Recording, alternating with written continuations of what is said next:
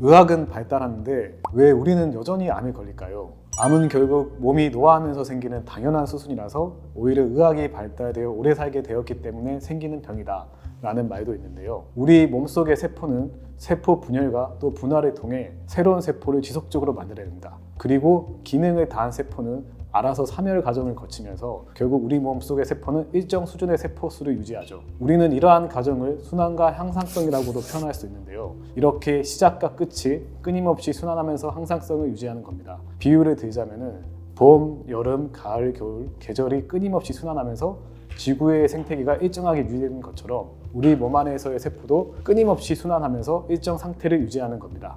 그런데 이 단계에서 이상이 생겨서 항상성을 유지하지 못하고 필요 이상으로 많은 세포가 증식하게 되면 이것이 바로 암세포로 진행을 하게 되는 시작이 됩니다. 즉 세포 분열이나 분화에 이상이 생겨서 생각보다 많은 세포가 만들어지거나 기능을 다한 세포가 사멸을 해야 되는데 사멸을 하지 않으면 세포들이 정상적으로 자리를 잡지 못하겠죠. 그렇게 되면 어쩔 수 없이 볼록한 혹처럼 세포가 자리를 잡게 되는데 이 혹처럼 자리 잡게 되는 세포를 우리가 종양 그리고 나아가서는 암이라고 말하게 되는 거죠. 그렇다면 태어날 때부터 우리가 따로 뭘 하지 않아도 자연의 섭리처럼 알아서 분열, 분화하고 사멸하던 세포가 도대체 무엇 때문에 문제를 일으키게 되는 걸까요? 우리는 여기서 유전자에 대한 이야기를 할 수 있는데요. 흔히 우리가 말하는 가족력과 같이 내가 원래 가지고 있던 유전자 자체에 대한 이야기와는 조금 다릅니다. 실제로 유전자 자체의 문제로 암이 발생하는 것은 10에서 15%에 불과한데요.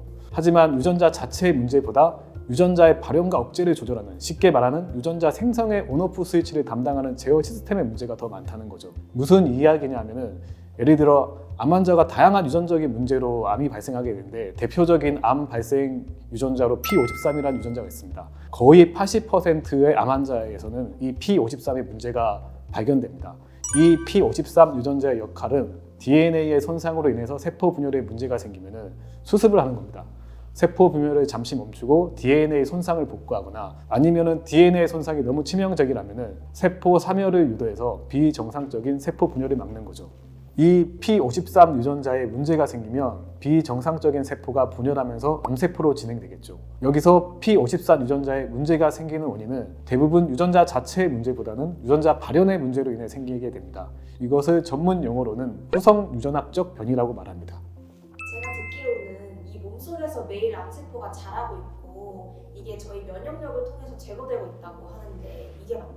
네, 그것도 맞습니다. 우리 인체에서는 매일 3,000에서 5,000개 정도의 암세포가 실제로 자라고 있습니다. 근데 이게 왜 우리가 암으로 이어지지 않고 유지가 되냐? 그것은 우리 인체 고유의 면역력이 있어서 이러한 암세포를 적으로 인식해서 제거하기 때문에 암이 생기지 않고 유지가 되는 것입니다. 그러니 이제 면역력이 저하되면 암의 발생 확률이 매우 높아지게 되겠죠. 나이가 들면서 암이 생길 확률이 올라가는 이유도 이 면역력과 관련이 있는데요. 예를 들면 사람은 50대 이후로 접어들면 체내 면역을 담당하고 있는 흉선 호르몬이 감소하게 됩니다.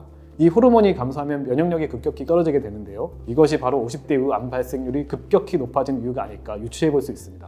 그래서 이제 정기적인 검사를 통해서 면역력이 저하되어 있으면 당연히 면역력을 올려주는 노력을 해야만 합니다. 면역력을 올려주기 위해서는 식습관이나 생활습관이 필수이고요. 특히나 암 환자들은 적극적으로 면역력을 올려주기 위해 환경적 요인의 개선뿐만 아니라 다양한 면역주사제나 고주파 온열 치료와 같이 병원에서 받을 수 있는 치료를 적극적으로 병행해 주시는 것이 좋습니다. 이렇게 대부분의 암이 내가 가지고 태어난 유전자 자체의 문제보다는 후성 유전학적 변이, 즉 후천적인 이유로 생기게 됩니다. 그리고 이 후천적인 요인들이 발생하지 않게 하기 위해서는 환경적 요인을 결국 잘 관리를 해줘야 됩니다. 환경적 요인만 잘 관리해 주어도 암이 발생할 확률을 매우 줄일 수가 있습니다. 실제로 우리가 식습관이나 생활습관, 흡연, 음주, 스트레스, 환경오염 등의 노출이 암 발생에 있어서 90% 이상 기여를 하고 있습니다. 면역력 개선도 말씀드렸듯이 생활습관과 식습관을 개선해주면 나아질 수 있고요. 암 발생을 방지하거나 발생 후에도 치료나 재발을 방지하려면 환경적 요인을 조절하는 것이 매우 중요합니다. 문제가 될 만한 생활습관이나 식습관을 개선하면 대부분의 암은 결국 예방할 수 있는데요.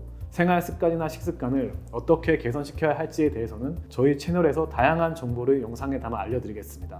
저는 병원 진료뿐 아니라 암 방문 진료를 많이 해야 하는데요. 암 환자분들의 댁으로 직접 방문해서 치료를 하다 보면 환자분들의 생활을 더욱 밀접하게 알고 있습니다. 이런 오랜 경험을 통해 암 환자분들의 생활 습관 특징과 암 치료 노하우들을 많이 쌓을 수 있었는데요. 이 노하우들을 아끼지 않고 여러분들께 알려드릴 테니 채널 구독하셔서 꾸준히 시청하시고 암을 예방하시기 바랍니다.